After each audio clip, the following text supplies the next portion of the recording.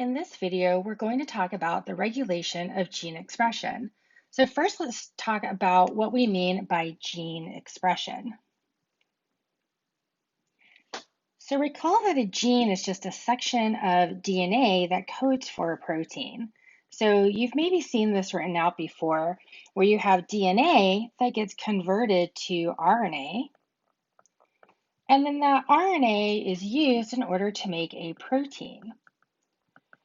And this process is known as protein synthesis,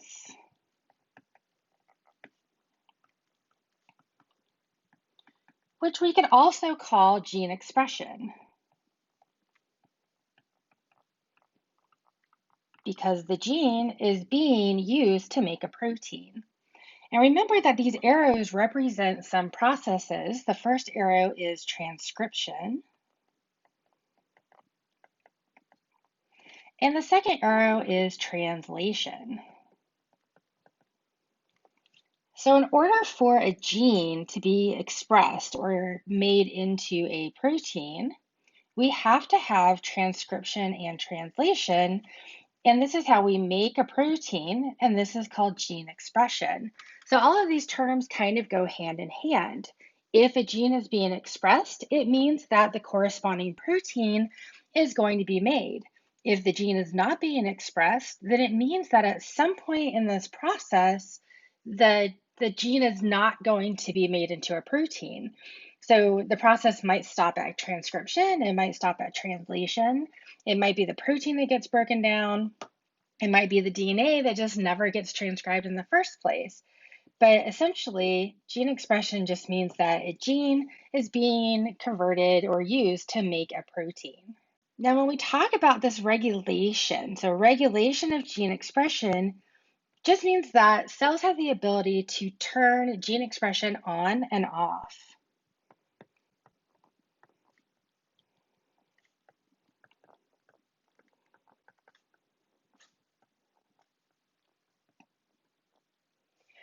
You have a lot of genes in your body, and every cell has genetic material, and there are a lot of genes included in that genetic material. Now, it takes a lot of resources in order for a gene to be expressed because the cell needs to have nucleotides, it needs to have energy, it needs to make enzymes. And it's important that a cell is able to express a gene only when it needs to, or else it's going to be spending a lot of energy and resources on producing a protein that it doesn't need. So, our cells and the cells of other organisms and bacteria have to be able to regulate which genes are turned on and which genes are turned off. And this gene regulation might change from minute to minute, it might change from day to day, or it might change over a series of years. So it just kind of depends on the need of the organism as to when genes are turned on and when they are turned off. So first, let's take a look at prokaryotic gene expression. And remember that prokaryotes are going to be our single-celled or unicellular organisms.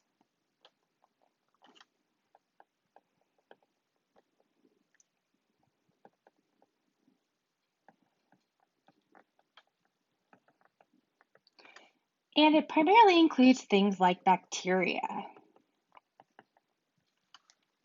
And remember that prokaryotes have a single circular chromosome that makes up their genome.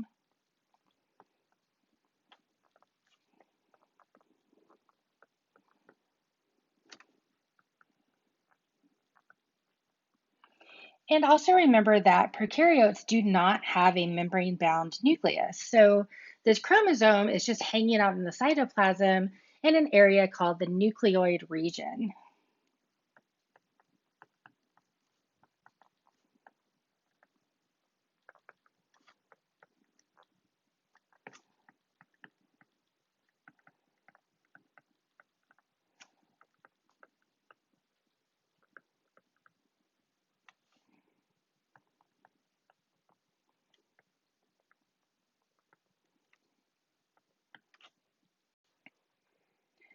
So we could draw a kind of a cartoony version of this chromosome by just drawing a circle.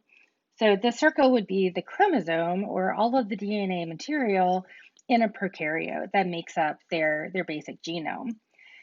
Now, this chromosome actually contains regions called operons. So I'm actually going to kind of change the color here, and we'll talk a little bit more about what these operons are in a moment.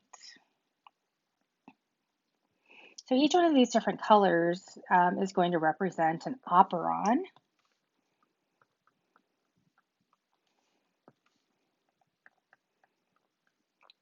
And we'll talk about what an operon is and the components of an operon on the next page. So let's first define what an operon is. So an operon consists of genes in a metabolic pathway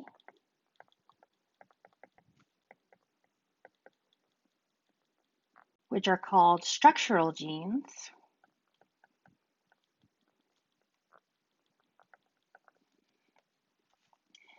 are grouped together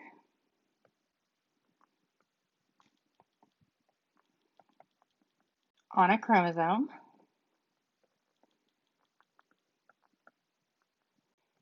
and are transcribed at the same time.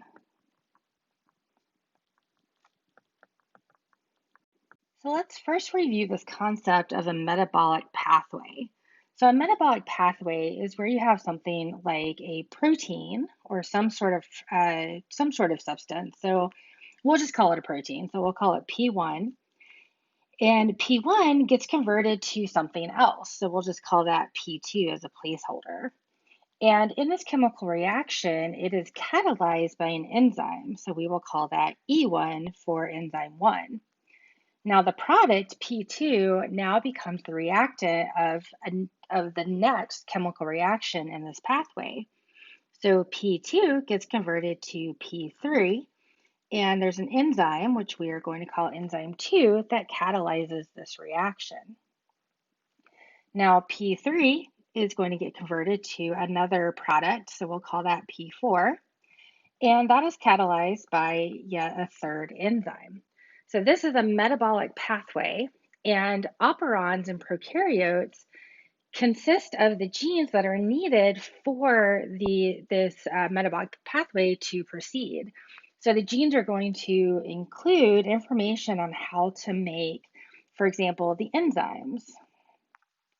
And maybe it's information on how to make the first reactant in this pathway as well. So it's important that the gene that codes for enzyme 1, if it gets expressed, then the gene for enzyme 2 also needs to be expressed, because if enzyme 2 is not made, then the process is going to stop at this kind of first product here, and the rest of it is not going to proceed. Same thing with enzyme 3. If enzyme 3 is not made, then the process is essentially going to stop at product 3, and the metabolic pathway is not going to be completed. So it's important that the genes that code for these different enzymes are all transcribed or expressed at the same time. So an operon, if we were to take this circular chromosome, and let's go ahead and flatten it out just to make it a little bit easier to draw. This operon would include an area for, we'll say, gene 1, which would code for, let's say, enzyme 1.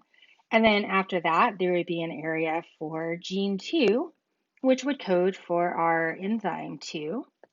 And then there would be a gene or a strand of DNA or like a segment of DNA that would be gene 3 that would code for our enzyme 3. And so what happens is that if this operon is transcribed, then all of this is going to be transcribed and then translated in order to form those protein products.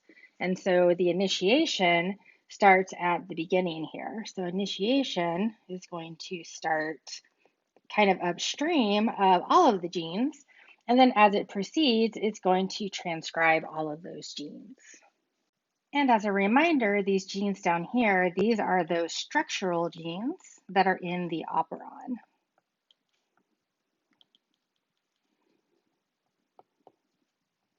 So now let's talk about the anatomy or the structure of an operon. So an operon has a couple of different regions that have different names, and the different regions have different functions. So first of all, there is a regulator gene that is usually located outside of the operon. So it might be upstream from the rest of the operon.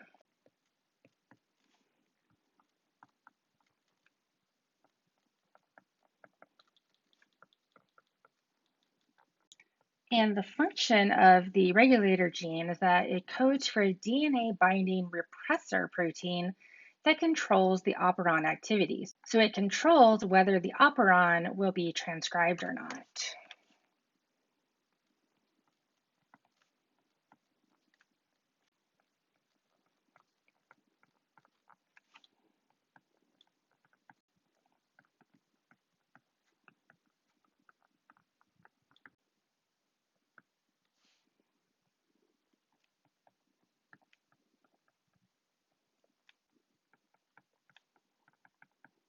The next section we're going to talk about is called the promoter.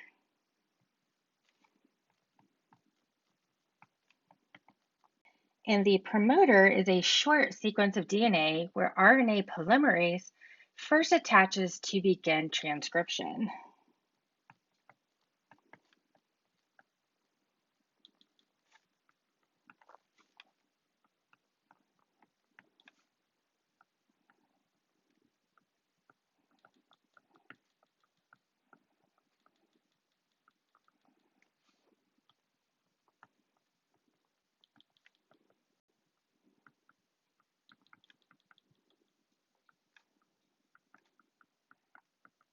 The next structure we are going to talk about is called the operator. So the operator is located after the promoter, but before the structural genes. And if the repressor protein attaches to it, then transcription will not occur. If the repressor protein does not attach to it, then transcription can occur.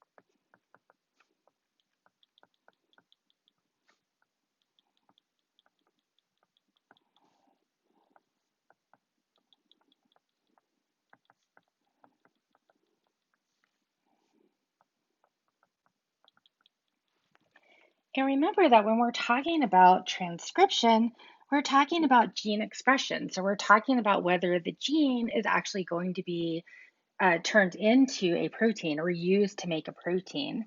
So if transcription is occurring, then we have yes to gene expression.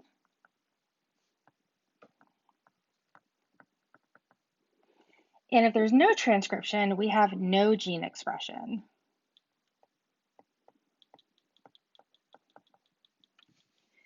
And remember that this repressor protein is coded for by the regulator gene that we talked about at the very beginning. And then last but not least, we also have the structural genes that we talked about. And those structural genes, remember, are the genes that code for the enzymes and potentially other proteins or products that are in that metabolic pathway. So let's kind of draw out just a simplistic drawing of what an operon would look like. So first we'll just start with our strand of DNA. So remember, this is just our DNA nucleotides. It's our guanine, cytosines, adenines, and thymines. And this would actually be a double helix, but I'm just going to draw it as a straight line to keep it kind of simple. And then the different areas we talked about that regulator gene, which I will put right here. And then we talked about the promoter, followed by the operator, followed by the structural genes. So let's go back and label those. So remember, the black part is just kind of standing for the DNA, and this would be a chromosome.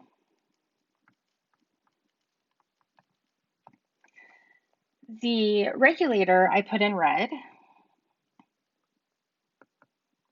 because remember that if it is expressed or if the regulator protein is made, it has the ability to stop transcription. The area I drew in green is going to be the promoter because this is where the RNA polymerase is going to bind. Remember that RNA polymerase is an enzyme that makes a polymer of RNA. So this is the enzyme involved in transcription.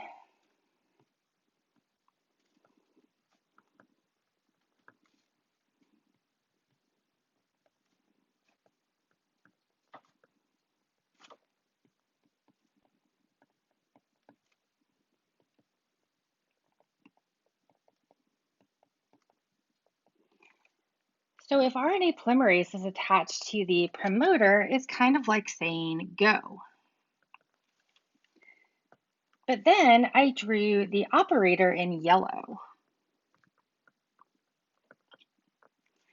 And that's because the operator determines whether the RNA polymerase is actually going to be able to access the structural genes or not. Because remember that if the regulator gene is being expressed, it is going to come in and block this operator, and the RNA polymerase is not going to be able to access those structural genes. So the blue part here would be those structural genes, which remember we said are the genes that code for things like enzymes and proteins in a metabolic pathway.